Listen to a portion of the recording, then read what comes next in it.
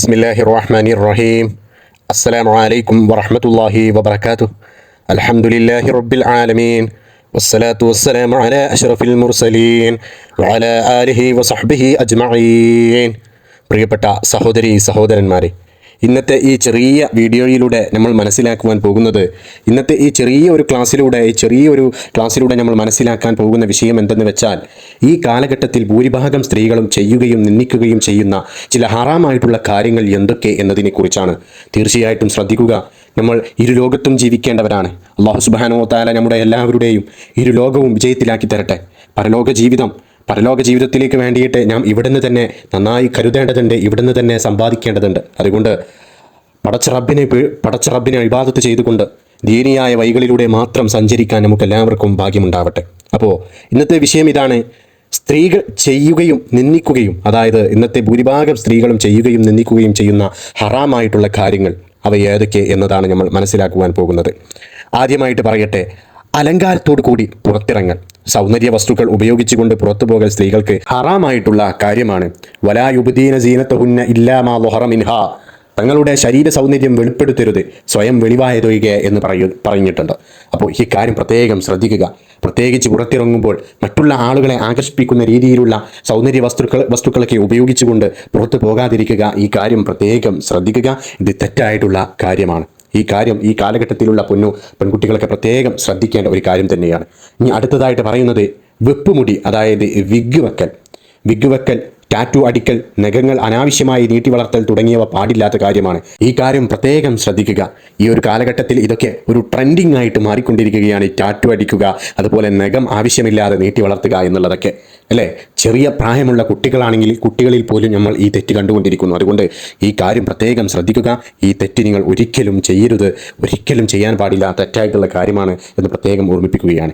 അടുത്തതായിട്ട് ശ്രദ്ധിക്കേണ്ട കാര്യമാണ് പുരികം ത്രെഡ് ചെയ്യുന്നതിനെക്കുറിച്ച്. പുരികം ത്രെഡ് ചെയ്യുക, പുരികം അലങ്കാരത്തിന് വേണ്ടി കുറക്കുകയോ അല്ലെങ്കിൽ ഷേപ്പാക്കുകയോ ചെയ്യുന്നത് ഇത് തെറ്റായ കാര്യമാണ്. ഇത് ഹറാമായിട്ടുള്ള കാര്യമാണ്. പുരികം ത്രെഡ് ചെയ്യുന്നവരെയും ചെയ്തു കൊടുക്കുന്നവരെയും അള്ളാഹു ശപിച്ചിരിക്കുന്നു എന്ന് ഹദീസിൽ വന്നിട്ടുണ്ട്. അതുകൊണ്ട് ഈ കാര്യം പ്രത്യേകം ശ്രദ്ധിക്കുക. പുരികം ഒരിക്കലും ത്രെഡ് ചെയ്യരുത്. ഈ കാര്യം പ്രത്യേകം ശ്രദ്ധിക്കുക. അതുപോലെ പുറത്തു പോകുമ്പോൾ സുഗന്ധം ഉപയോഗിക്കൽ, ഇത് സ്ത്രീകൾക്ക് പറഞ്ഞിട്ടുള്ള കാര്യമാണ്. പുറത്തു പോകുമ്പോൾ സുഗന്ധം ഉപയോഗിക്കൽ. സ്ത്രീകൾ പുറത്തു പോകുമ്പോൾ സുഗന്ധം ഉപയോഗിക്കുന്നത് പുരുഷന്മാർക്ക് അവളിൽ ആകർഷണം ഉണ്ടാക്കാൻ കാരണമുണ്ടാക്കുന്ന കാര്യമാണ്.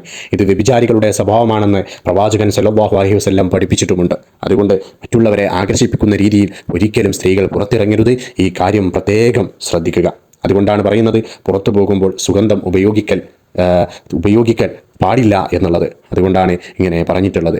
ഇനി സുഗന്ധം ഉപയോഗിക്കുക മാത്രമല്ല, വസ്ത്രധാരണയിലാണെങ്കിലും എങ്ങനെയാണെങ്കിലും മറ്റുള്ളവരെ ആകർഷിപ്പിക്കുന്ന രീതിയിൽ ഒരിക്കലും പുറത്തു പോകരുത്. ഈ കാര്യം പ്രത്യേകം ശ്രദ്ധിക്കുക. അടുത്തതായിട്ട് പറയുന്നത് മുടിയും കഴുത്തും കൃത്യമായി മറക്കാതെ ഹിജാബ് ധരിക്കൽ. മുടിയും കഴുത്തും കൃത്യമായി മറക്കാതെ ഹിജാബ് ധരിച്ചിട്ട് ഒരു കാര്യവുമില്ല. അതുകൊണ്ട് മുടിയും കഴുത്തും കൃത്യമായി, നമുക്കറിയാം ഈ ഒരു കാലഘട്ടത്തിൽ തലയിൽ തട്ടമിടാൻ പോലും മടിക്കുന്ന പെൺകുട്ടികളാണ്. അതുകൊണ്ട് ഈ കാര്യം പ്രത്യേകം ശ്രദ്ധിക്കുക. അവരെയൊക്കെ കാര്യം പറഞ്ഞ് ബോധിപ്പിച്ചു കൊടുക്കുക.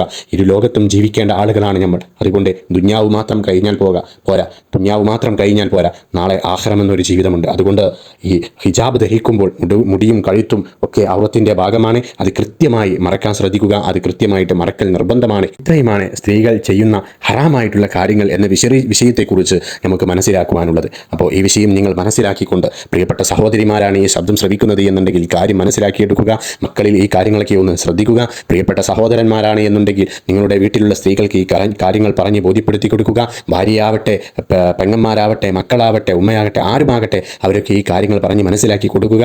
എല്ലാവരും അവരുടെ വീട്ടിലുള്ളവരുടെ കാര്യത്തിലൊക്കെ പ്രത്യേകം ശ്രദ്ധ പുലർത്തുക. ഇരുലോകത്തും വിജയിച്ചവരുടെ കൂട്ടത്തിൽ പടച്ച റബ്ബ് നമ്മെ എല്ലാവരെയും ഉൾപ്പെടുത്തട്ടെ. ആമീൻ ആമീൻ യാ റബ്ബൽ ആലമീൻ. അസ്സലാമു അലൈക്കും വറഹ്മത്തുള്ളാഹി വബറകാതുഹു.